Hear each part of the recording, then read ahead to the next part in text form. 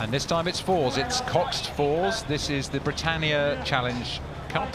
That's for club men's fours.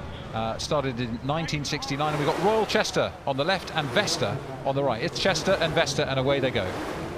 And what a lovely shot of this Coxed Fours event off the start. To me, the Coxed Four event is such a special one because you've got that extra level of steering and accountability for your cox in the bow seat there at the front of the boat.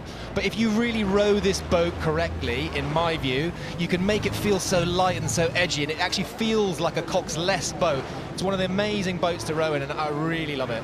And I guess the advantage of having the cox is you've got the on-board coach, motivator and extra intelligence. And one of the things I remember very well from rowing is once you're really on the edge physically, being mentally focused on it is hard, and having a cox in the boat can make a real difference. They can just remind you of the technical pattern, they can keep you calm if the race plan's not going the way you'd hope for. But right now it looks like it's, well, neck and neck between Chester and Vesta.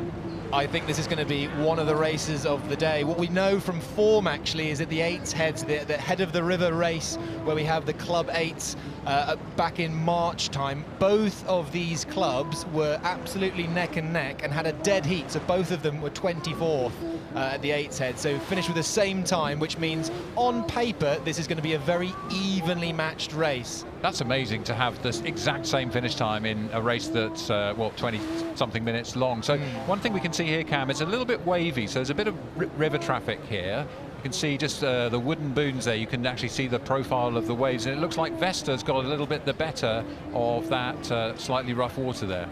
And that's the beauty of the outdoor sport, is that we don't know what's going to happen down the course. It just may be a bit of bad luck, it may be a good bit of good luck, but it's about how you use it.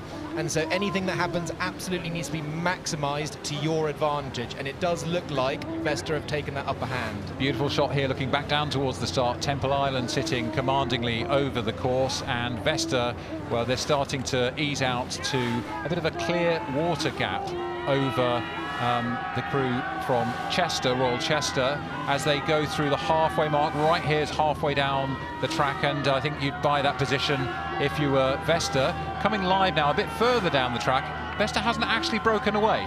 No, and this is the exciting bit of the Cox Fours race, that we know from maximum speed to cruising speed is actually quite a big difference in this boat class. So what that means is that the Cox Four has the ability, if you could just really wind that rate up, keep the length, to raise the pace. And so I'm quite excited to see what happens in the last third of this race. So Royal Chester, they really have to go now, don't they? It's the time, now or never for them. You can see from the signal behind, they still have that overlap, and the cox in the Royal Chester crew, Sarah Armstrong, is going to be really calling hard to her men that they have to make a decisive push now. Here's Vesta. Well, look, actually there's a little bit of weariness showing on the faces there, and Fergus Mitchell-Dwelly in the stroke seat glances across a little bit nervously, looking across with his eyes all the time. They're not getting away as easily as they might have hoped in the first 200 metres or so of this race.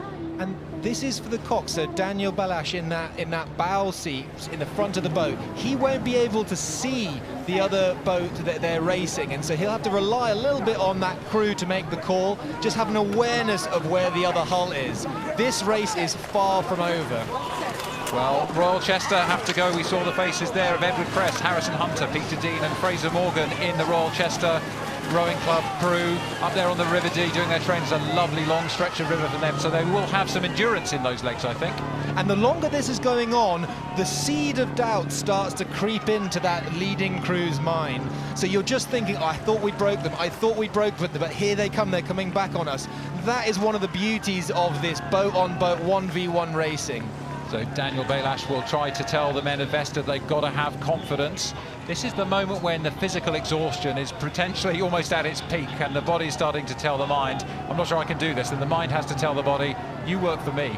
And to borrow the words of a famous Olympian, Muhammad Ali, the will must be greater than the skill. And so into the closing races, this is what can happen. So you can see that Royal Chester, they've just increased that rate of striking, they've kept their length. They looked as though they've just moved back on Vesta. It looks more lively, more exciting. Well, it could be a decisive move by Royal Chester there. It's hard to call the distance. It looks like they are closing. From the signals I can see they're almost level, and they've got only about 20 strokes to go, 15 strokes to go. Royal Chester against Vesta. They've rode through them.